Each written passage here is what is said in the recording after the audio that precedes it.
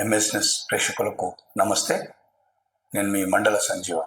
మిత్రులారా, ఈరోజు ఈనాడు, వెలుగు, ఆంధ్రజ్యోతి, నమస్తే తెలంగాణ వార్తాపత్రికలో ఉన్నటువంటి ప్రధాన అంశాల విషయానికి వస్తే, ఇక ఈనాడు పత్రికలో ప్రధానంగా రాష్ట్ర రవాణా శాఖ సంబంధించినటువంటి వార్త ప్రత్యేకంగా ఈరోజు మొదటి పేజీలో ఈ వార్తను మనం చూడొచ్చు. మిత్రులారా, ఈరోజు నగర పట్టణాల్లో మొత్తానికి మీద 1.77 లక్షల మోటార్ వెహికల్స్ ఉన్నాయని చెప్పేసి వారు ధృవీకరించారు. ఇక వీటిలో ఒక 23 లక్షలు మాత్రం కేవలం ఒక కార్లు తిరుగుతున్నాయి. ప్రతి సంవత్సరం వివిధ కంపెనీలకు చెందినటువంటి కార్లు 9 లక్షలుగా రోడ్డుపైకి వస్తున్నట్టు పక్కా సమాచారం. ఇక ఈ యొక్క నిష్పత్తి విషయానికి వస్తే 2014 నుంచి మరి ప్రస్తుతానికి చూస్తే 150% పెరిగిందనేటువంటిది ఒక అధికారుల అంచనా కూడా మనకు కనిపిస్తూ ఉంది. ఎందుకంటే ఈరోజు ప్రతి చిన్న కుటుంబంలో మరి గతంలో ఒక వాహనం, ద్విచక్ర వాహనం ఉంటే సరిపోయేది. కానీ ప్రస్తుత తరుణంలో ప్రతి చిన్న కుటుంబానికి కూడా ఒక చిన్న కారైనా ఉండాలి అనేటువంటి ఒక దృక్పథంతో జనంలో ఒక మార్పు వచ్చింది. మీరు తరచూ చూస్తున్నారు, చిన్న బడ్జెట్ ఉన్న వ్యక్తులు కూడా ఈరోజు కార్లలో తిరగడం, ఏదో చిన్నదో పెద్దదో మొత్తాన్ని మీద ఒక కారు ప్రయాణమే సులభం, అది అవసరం, అత్యవసరం అని ప్రధానంగా గుర్తిస్తున్నందువల్లే ఈరోజు మరి మామూలు విషయం కాదు. 9 లక్షల కార్లు రోడ్డుపైకి వస్తున్నాయంటే మరి జనంలో ఎటువంటి మార్పు వస్తుంది అనేటువంటి విషయం మనం అర్థం చేసుకోవచ్చు మిత్రులారా. ఇక దీనికి సరిపడా మరి రోడ్ల యొక్క విస్తీర్ణం కానీ, రోడ్ల యొక్క బావు కానీ అటువంటి నిష్పత్తి మాత్రం పెరగడం లేదు. ఎందుకంటే ఒక ఆశ్చర్యం ఏంటంటే, విషయం ఏంటంటే 150% పెరిగింది ఒక 10 ఏళ్ళలో. అంటే ఆ 10 ఏళ్ళలో పెరిగినటువంటి రోడ్లు మాత్రం అంత శాతం మాత్రం పెరగలే.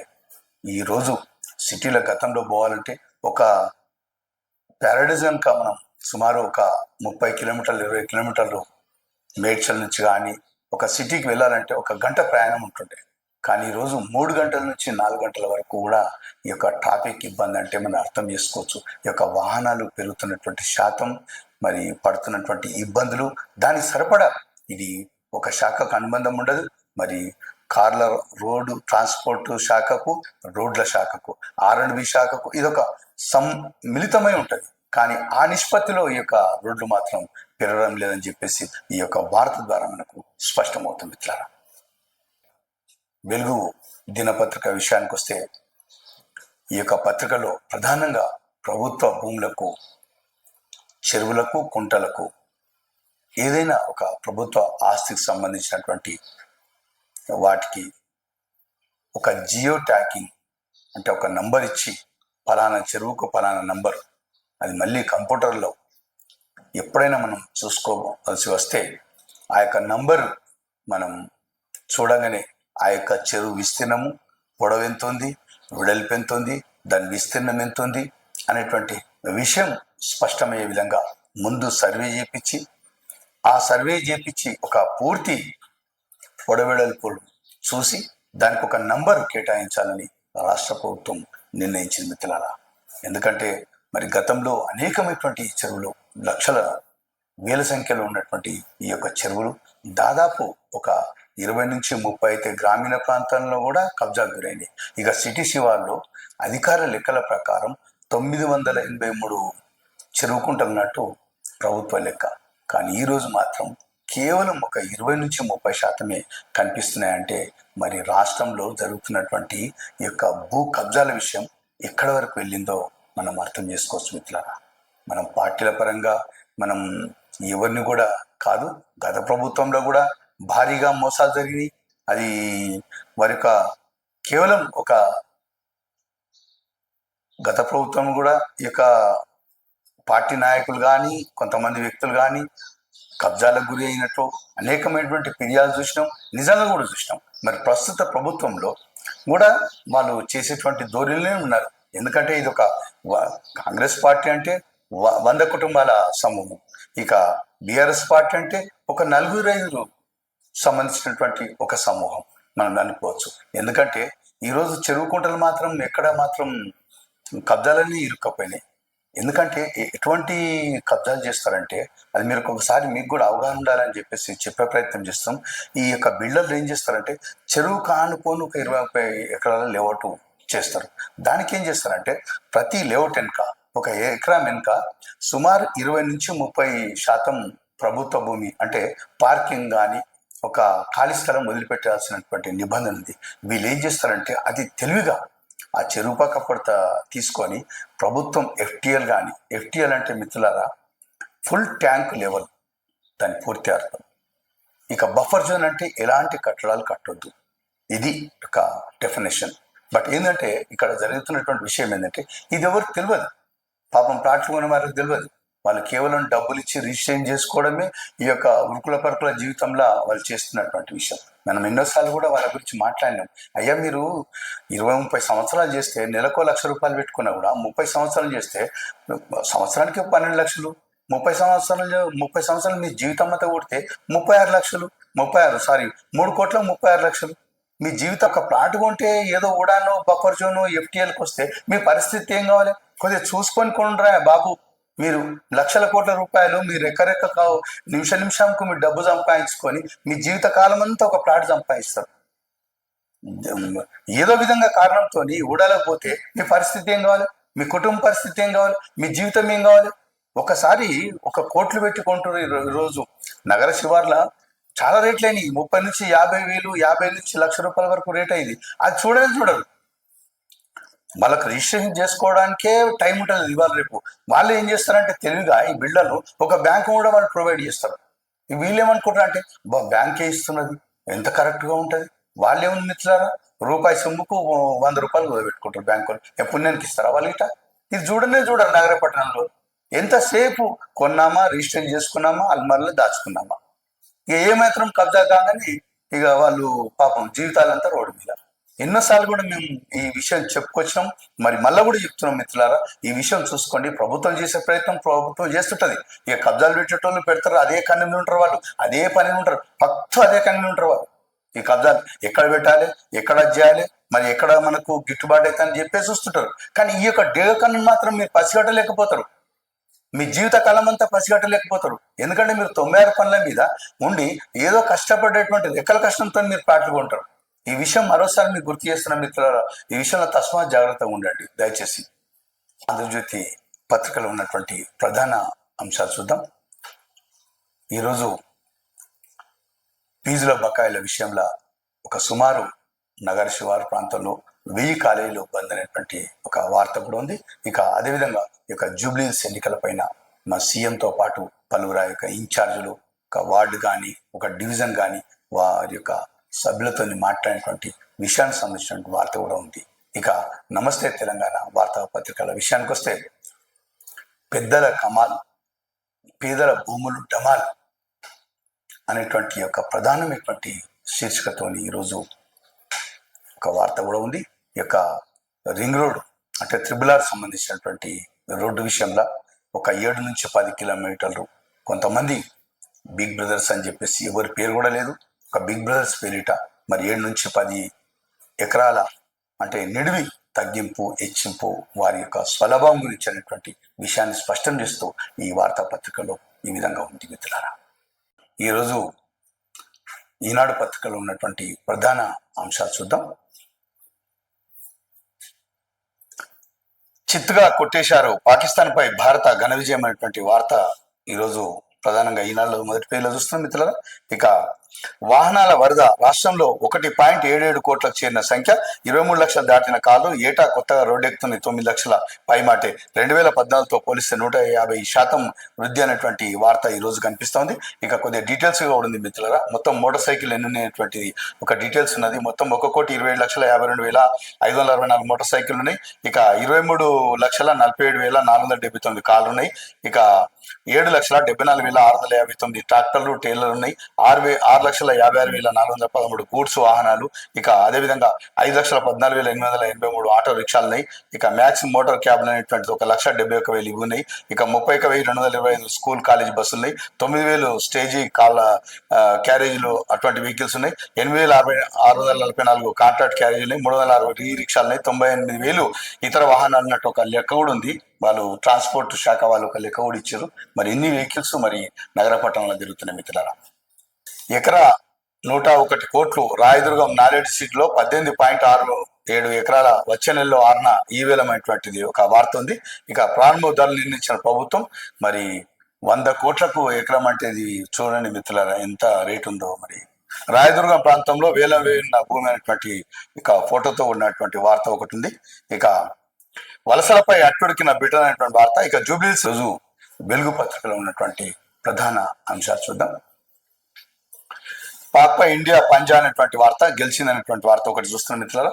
ఇక ఆదివారం జూబ్లీహిల్స్ నియోజకవర్గం డివిజన్ ఇన్ఛార్జ్తో సమావేశంలో రేవంత్, మంత్రి వివేక్, పిసిసి చీఫ్ మహేష్ గౌడ్ అనేటువంటి వార్త ఒకటి ఉంది. జూబ్లీహిల్స్ గెలుపు కోసం బూత్ల వారీగా ప్రణాళిక అనేటువంటి వార్త. ఇక ప్రభుత్వ భూములకు జియో ట్యాగింగ్ కబ్జాల నుంచి కాపాడేందుకు రాష్ట్ర సర్కార్ నిర్ణయం. డిజిటల్ సర్వే చేసి జియో ట్యాగింగ్ చేయాలని రెవెన్యూ శాఖ ప్రతిపాదనలు. రంగారెడ్డి, మేడ్చల్, మల్కాజిగిరి, సంగారెడ్డి జిల్లాలో భారీ ఆక్రమణలు. కోట్ల రూపాయలు విలువ చేసే ల్యాండ్స్ ను చెరబట్టిన అక్రమార్కులు. నకిలీ పత్రాలు, రెవెన్యూ రికార్డులో మార్పులతో దర్జాగా ప్లాట్లు మార్చిన దందా. పోరంబోకు, ఖాళీ స్థలాలు, వాగులు, చెరువులు ఏది వదలలేదు. వీటిని విడిపించేందుకు ఇప్పటికీ చర్యలు చేపట్టిన ప్రభుత్వం. సర్కార్ భూములన్నింటినీ గుర్తించేందుకు త్వరలో డిజిటల్ సర్వే అనేటువంటి ఒక వార్త ఉంది. ఇదొక వార్త మాత్రం చాలా బాగుంది. ఎందుకంటే ఇది ప్రభుత్వానికి ఒక నిర్ణయం ఏమైనా కూడా ప్రజలకు మాత్రం, ఒక గరీబులకు మాత్రం లాస్ట్కి ఏంటంటే ప్రభుత్వంలో ఉన్నటువంటి గరీబులకు ఆస్తి ఏంటంటే ఈ చెరువుకుంటలే. పాపం ఎవరైనా కూడా చెరువుకుంటలు పోతే ఒక బుక్క నీళ్ళని దొరుకుతాయి. ఒక పశువులకు కానీ పక్షులకు కానీ యొక్క జీవితంలో ఉన్నటువంటి అంటే పర్యావరణం సంబంధించినటువంటి యొక్క ఏ జీవజాలం కూడా పాపం చెరువుల మీద ఆధారపడతాయి, ఉండాల్సిందే. కానీ మరి గతంలో మాత్రం చూస్తే ఒక 50 నుంచి 40% మాత్రం ఆక్రమణకే గురైపోయింది. ఇక లాస్ట్ చెరువు నిండితేనే కానీ ఆ యొక్క చెరువు యొక్క పరిధి తెలుస్తుంది. కానీ ఇక కొంతకాలం కనుక ఇది కూడా చేయకపోతే ఇక చెరువులు ఉండేవి. మన పిల్లలకి ఏం చేయాలంటే బొమ్మలతో చూపించేవాల్సి వస్తుంది. బిడ్డ ఇవి ఇక్కడ చెరువు ఉండే, చెరువు అంటే ఇట్లా ఇట్లా ఉంటుంది, 100 ఎకరాలు, 50 ఎకరాలు, 30 ఎకరాలు నిండా నీళ్ళు ఉంటాయి అనేటువంటి విషయం మరి చెప్పాల్సినటువంటి పరిస్థితి రాకుండా ఇది ఎంత నిబంధనలు కఠినతరం చేస్తే అంత బాగుంటుంది అనేటువంటిది ఈ యొక్క రైతుల నుంచి కానీ మా నుంచి కానీ విశ్లేషకుల నుంచి వస్తున్నటువంటి మాట మిత్రులారా. దీంట్లో మాత్రం రాజీ ఉండొద్దు. ఏ పాట అయినా సరే ముందు యొక్క చెరువుకుంటల రక్షణ చేస్తే కానీ ఒక జీవనోపాధి ఉంటుందని చెప్పేసి మాట మర్చిపోవద్దు. హైదరాబాద్లో కుండపోత ముగ్గురు గల్లంతు. ఆసిఫ్ నగర్ నాలలో కొట్టుకపోయిన మామ అల్లుడు వినోబాబావే నగర్ కాలువలో మరో యువకుడు. రాష్ట్రంలో మరో 5 రోజులు వర్షాలు, ఎల్లో అలర్ట్ జారైనటువంటి మరి మిత్రులారా చూసుకోవాలి. రైతులు కూడా అందరు కూడా మరో ఒక 5 రోజులు వర్షాలు ఉన్నాయట. ఇక నేటి నుంచి మంచిర్యాలలో వందే భారత్ ఆల్టింగ్ జెండా ఊపి ప్రారంభించనున్న కేంద్ర మంత్రి బండి సంజయ్, మంత్రి వివేక్, ఎంపీ వంశీకృష్ణ అనేటువంటి వార్త ఒకటి ఉంది.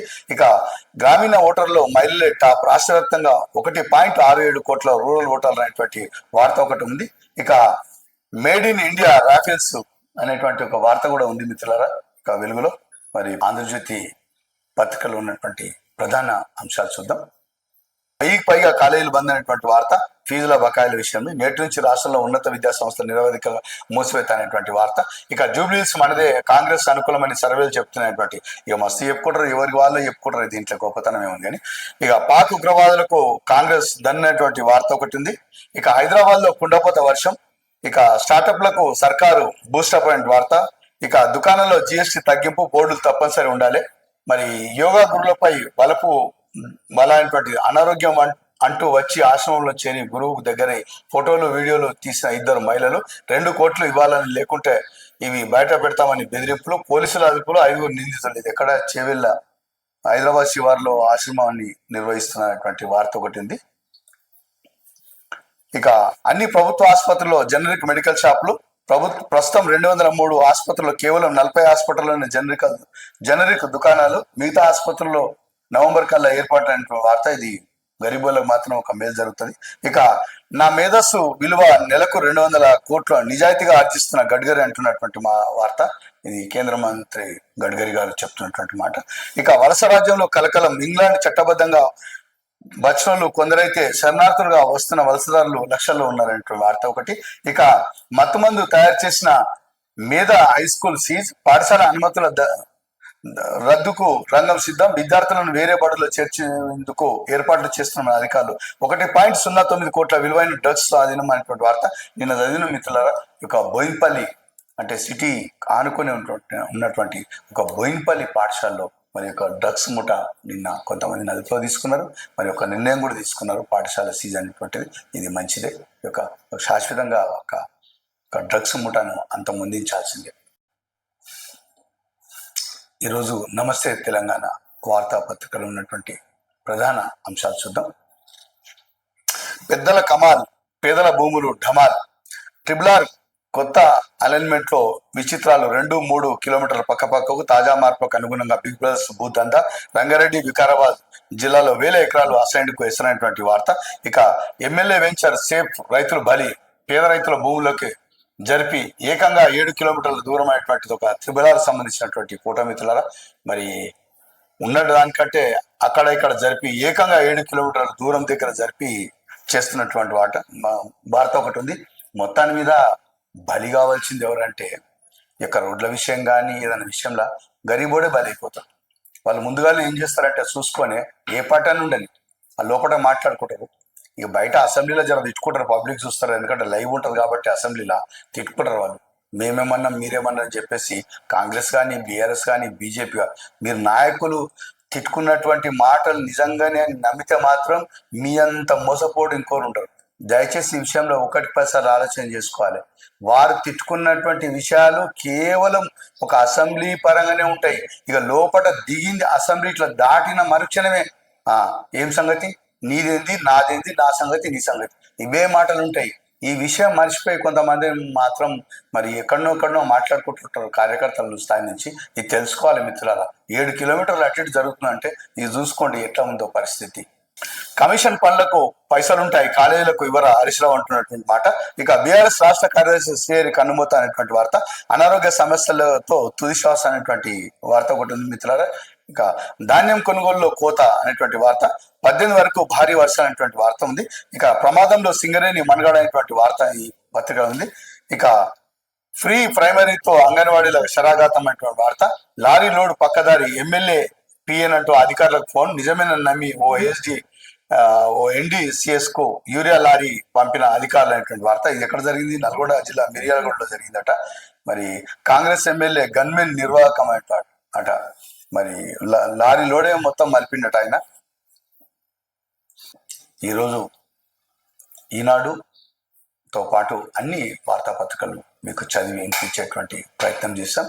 మరి ఇవి ఈనాటి వార్తలు మిత్రులారా. మీకు అందరికి కూడా మరోసారి విజ్ఞప్తి చేస్తా ఉన్నా, మా వార్తలు మరి అత్యధికంగా చూస్తూ వీక్షిస్తున్నారు, చాలా సంతోషం. మీకు నమస్కారం, ధన్యవాదాలు. సబ్స్క్రైబ్ కూడా చేస్తారని ఆశిస్తూ మీ మండల సంజీవ.